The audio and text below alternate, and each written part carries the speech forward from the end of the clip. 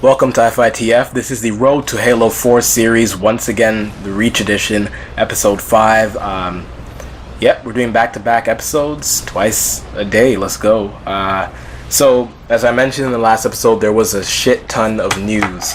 And it just keeps rolling in.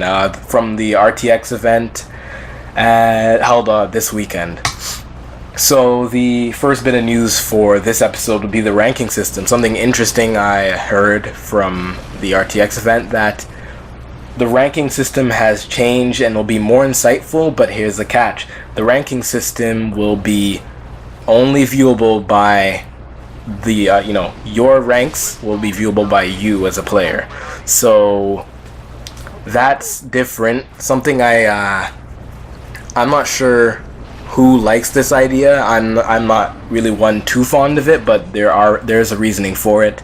It is to help maintain the integrity of the matchmaking system. So the matchmaking system will still be based on experience, skill, and ranking, which they haven't put any detail into how different it is or how similar it is, but it will still be ranked on these things, except you'll be the only one able to see your ranking, and vice versa. You won't be able to see other people's ranking, and they won't be able to see yours. So that's an interesting change to the ranking and skill, experience, display, dynamic, and whatnot. So that system is going to be interesting to see how that works and see how people react to it. If you have an opinion about that, leave a comment below. Also, while you're down there, you can like, subscribe. That's actually up there.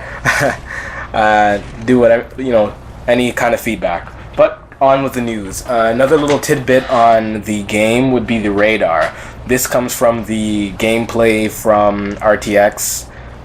Rooster Teeth versus, people from the community and girls teams and whatnot. It was pretty interesting to see.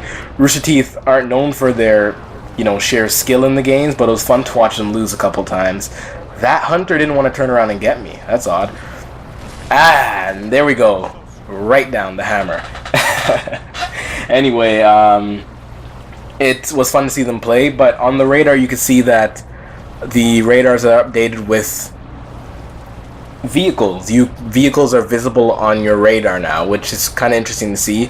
The radar's gotten a little bit of an upgrade. I will have links to the gameplay and to the pictures outlining the changed radars in the description. So now this hunter, I didn't get so easy on this time. Yeah, I might die again. Trust me, I'm terrible at this game. Let me just say that. Quite frankly, I'm not the greatest, nor near the greatest, but I try. Anyway, something you will be seeing more of is some live commentated multiplayer in this game, as I know some people are more interested in multiplayer than they are in campaign mode, but that won't be seen in this series. This will be separate and coming soon. Also, I will be creating other channels. Well, I already have created other channels, just in case people want to see more than Halo or more than, more cooperative based game types. You will be seeing some COD, you will be seeing some FIFA. I do play a lot of other games, but that will be soon to come in the, end of the week probably. Anyway, back to the news. There's a new perks, and I say that with quotes because I'm not sure exactly what it's called, but it is not like the Call of Duty perks from what I have seen. It's sort of a reward system for gaining points. There is a new point system where you gain points for assists, distracting a player and getting an assist through that, kills, headshots, assassination, double kills, similar to COD, and it compares to perks, but it's not the same. It's more of a reward system rather than a, hey, you get these 3 perks offhand. And these were all discussed during a panel, which I watched the entirety of, and it was interesting to see the fan Q&A, but I will be talking about some of the interesting points that I found in there. People have been seeing the similarities between this game and Assassination. This game and COD, which they're few and far between. There isn't that many similarities. The similarities are basically or mostly overhyped or over exaggerated. But in discussing this, Frank O'Connor from 343 says that, and I paraphrase, that the similarities between Halo 4 and COD are subtle similarities, nothing that changes how the game plays drastically, and the game still plays like Halo.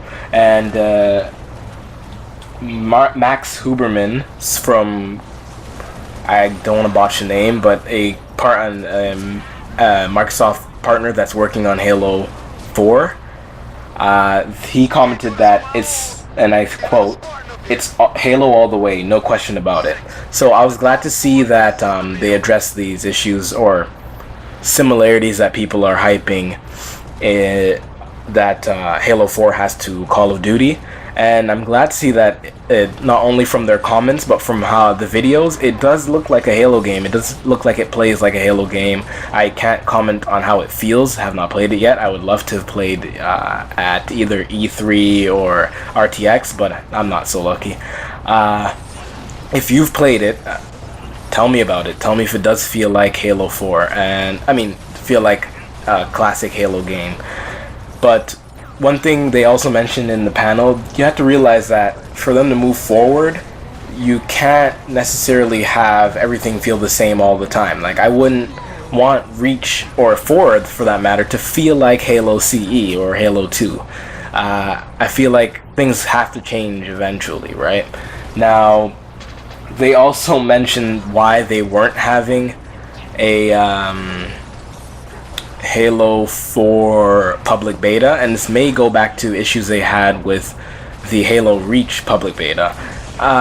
We all have our nostalgic feelings toward games, and you know, things like wanting the Magnum back from Halo CE, but they need more feedback than we want the old stuff back. They can't just have the old stuff back always. We can't have a Halo CE, Halo 4. We wouldn't, let's be honest with ourselves, we wouldn't still be playing Halo if the technology was on the level of Halo CE or Halo 2 or even Halo 3 for that matter.